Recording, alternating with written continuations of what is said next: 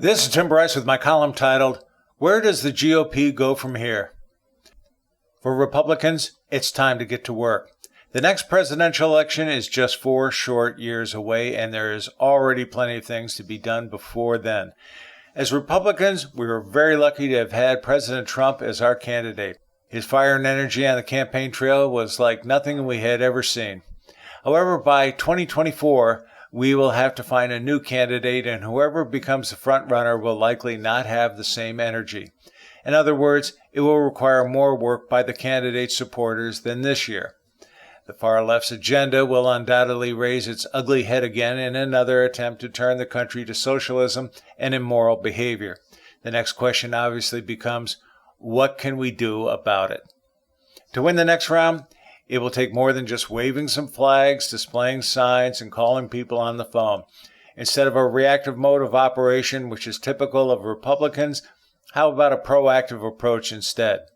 As I see it, we have 4 objectives to succeed. First, promote morality and education, thereby pushing back the lunatic left. 2, implement legislation to prevent tampering with our electoral process. 3, select a suitable candidate. And 4, reorganize Republican groups to make us more effective. More specifically, consider the following ideas. First, academia. Push local school boards for more education in terms of civics, American history, and socioeconomics.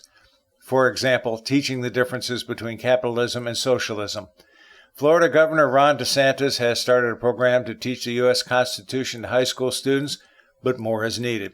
It has become painfully obvious high school students do not understand the basics of our government or our duties as citizens, such as serving on a jury, understanding state sovereignty, and the need for the Electoral College. If we want them to become responsible citizens, it is time to teach these basics again. We certainly do not need any more sheep. Next, we have the news media. It was bad enough President Trump had to compete against the Democrats, but he also had to take on the news media, which has proven to be unreliable in terms of telling the truth to the American public. It is time to take them down and establish new venues with a journalistic code of conduct that promotes morality. The press has been at war with the Republicans for far too long. It is now time to take the fight to them, such as picketing offices and demanding the resignation of people engaged in irresponsible reporting. This also includes fake polling. In terms of morality, politics is very much concerned with moral values. It ultimately represents our sense of right and wrong. I've been discussing morality for several years now and followed studies revealing its steady decline in our country. It is time to express our commitment to morality and applaud those who exhibit exemplary behavior. We should also support religious institutions any way we can, perhaps forming a group to visit local places of worship as guests. For law enforcement, morality also includes respect for the rule of law.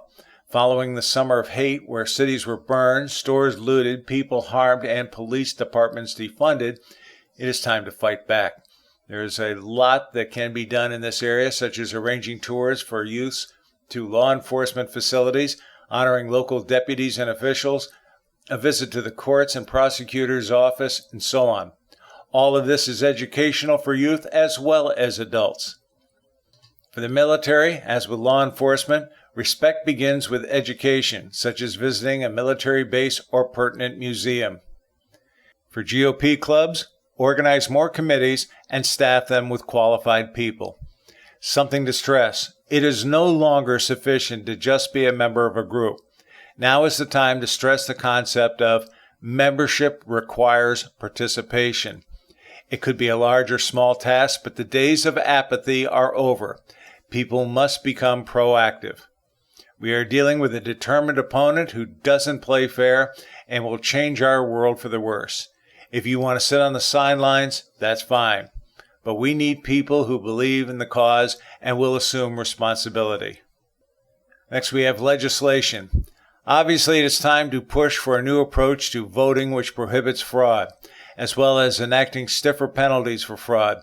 Otherwise, it will continue unabated, thereby setting a bad example for future generations. We can no longer afford to waste time and money on fallacious voting results. Other legislation worth pursuing includes shortening the campaign cycle and limiting campaign financing, thereby stunning the growth of the corrupt media, and enacting congressional term limits. And finally, for candidates, select and support the best candidates for office. We need moral people who support the Constitution and offer skills conducive for leadership and proper American values. A litmus test of some kind would be useful to determine qualifications for a position. We certainly do not need more career politicians. As mentioned, politics is morality in action. Over the years, we have dropped our guard and allowed our opponents to walk all over us, and as a result, we are paying a high price for it today. Now is the time for proactive leadership, participation, and determination. As my old football coach was fond of saying, it's time for a little stug. That's guts, spelled backwards.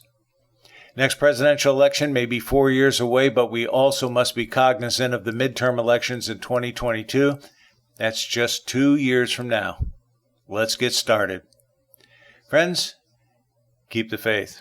This is Tim Bryce of Palm Harbor, Florida. Follow me on the internet at timbryce.com.